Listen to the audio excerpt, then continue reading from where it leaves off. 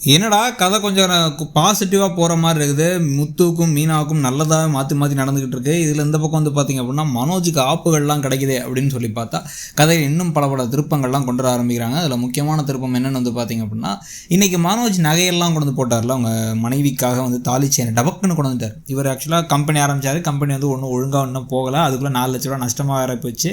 அதில் வேறு வந்து இப்போ தம்பிக்கு வேறு 2 லட்சத்தை கொடுத்தாச்சு. இன்னமும் வந்து மிச்ச காசு 2 பேருக்கு சேர்ந்த மாதிரி ஒரு 9 லட்ச ரூபா சேர்த்து வச்சுருக்காங்க. அந்த ஜீவா கொடுத்த காசை, அந்த காசை இப்போதைக்கு எடுக்கிறதுக்கு ரோகிணியை விட மாட்டாங்க. அப்படி எப்படி திடீர்னு வந்து ஒரு தாலி செயின்னு வச்சுக்கோங்களேன், இப்போ வந்து ஒரு 50-60 ரூபா ஆகுது ஒரு பவுனு செய்கூலி சேதாரம்லாம் சேர்த்து அப்படின்னு வந்து பார்த்திங்கன்னா, ஒரு 5 பவுனுக்கு தாலி செயின் வாங்கணும் அப்படின்னாலே வந்து ஒரு 2.5 லட்ச ரூபா ஆகி போயிடுது. அதில் தாலியெல்லாம் சேர்த்துக்கிறது ஒரு 3 லட்ச ரூபா ஆயிருக்கும். 3 லட்ச ரூபாய்க்கான ஒரு சமாச்சாரத்தை எப்படி தபக்குன்னு வாங்கிட்டு தாருங்க ஒரு கேள்வி ரோகிணிக்கு இனிமேல் தான் வரும். ஏன்னா ரோகிணிக்கு தெரியும் ஒரு கையில் அவ்வளோ காசுலாம் இல்லாட்டி இப்போ தான் சில ஆயிரங்கள் சம்பாதிக்கிறேன்னு சொல்லியிருந்தார். எங்கள் கம்பெனிலேருந்து அவ்வளோதான் வருதுன்னு அந்த ஃபங்க்ஷன் அந்த காம்படிஷன்லேயே சொல்லியிருந்தார்.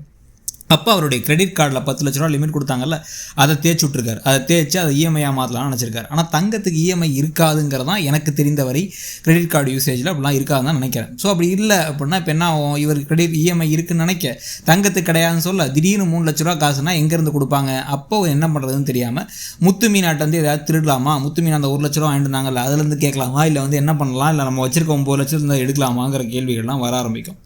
இது எல்லாத்துக்கும் நடுவில் ஏற்கனவே இப்போ வந்து ரோகிணி இந்த சிட்டிக்கு வந்து வட்டி கொடுத்துட்ருக்காங்க. சிட்டிக்கு ஏற்கனவே இன்னொரு உண்மையும் தெரியும். என்ன அப்படின்னா வந்து ரோகிணிக்கிட்ட ஏதோ ஒரு பிரச்சனை இருக்குது. ரோகிணியை வந்து பிளாக்மெயில் பண்ணிருந்தார் அந்த தினேஷ் பிஏ அப்படிங்கிறலாம் தெரியும்.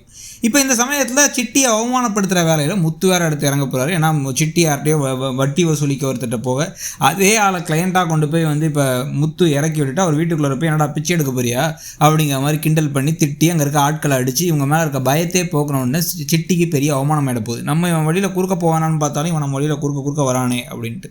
இதில் ஏற்கனவே அட்வைஸ் வேறு இவங்குள்ளே இருந்தானே நீ உருப்படக்கூட மாட்டேன் கண்டிப்பாக சத்யா, நான் சொல்கிறேன் திருப்பி தயவு செஞ்சு நான் விட்டு விலகி போக அப்படின்னா அவன் கூட தான் இருப்பேங்கிறாரு சத்யா. இந்த விஷயத்தில் நமக்கு முத்து பண்ணுற ஒரு விஷயம் புரியவே இல்லை. நீங்கள் சத்யா திருந்தணும்னு நினைக்கிறீங்க, சத்யா பண்ணுறதுலாம் தப்புன்னு நினைக்கிறீங்க. சத்யா போய் சொல்கிறாரு, காலேஜுக்கே போகிறதில்ல, சத்யா தான் வந்து இந்த வீட்டில் அவங்க அம்மாவோட பணத்தை திருடினாரு, அதனால தான் சத்யாவோட கையை அவர் உடச்சாருங்கிறதெல்லாம் சொல்லணும்னா இது உங்கள் மனைவி வீட்டை சொல்லிடுறது தான் கரெக்டான விஷயம். மீனாட்ட போய் சொல்லிவிட்டு உங்கள் வீடாக சேர்ந்து குடும்பமாக சேர்ந்து இந்த மாதிரிலாம் பண்ணாதரான்னு சொல்லணும்.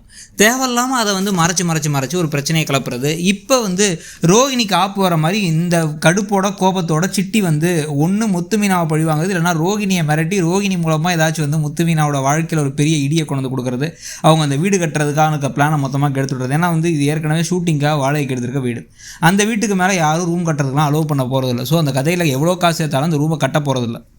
அதில் அப்போ என்ன நடக்க போகுது அப்படிங்கிறதான் பார்க்க வேண்டியது இருக்குது. நீங்கள் என்ன நினைக்கிறீங்க கதை போகிற போக்கை பற்றிங்கிறத சொல்லுங்கள். நான் எப்படி பார்த்தாலும் ரோகிணி மாற்றுறத தவிர எல்லாமே நடக்கிறத பற்றி உங்கள் கருத்து என்னங்கிறதையும் சொல்லுங்கள். தேங்க்ஸ்.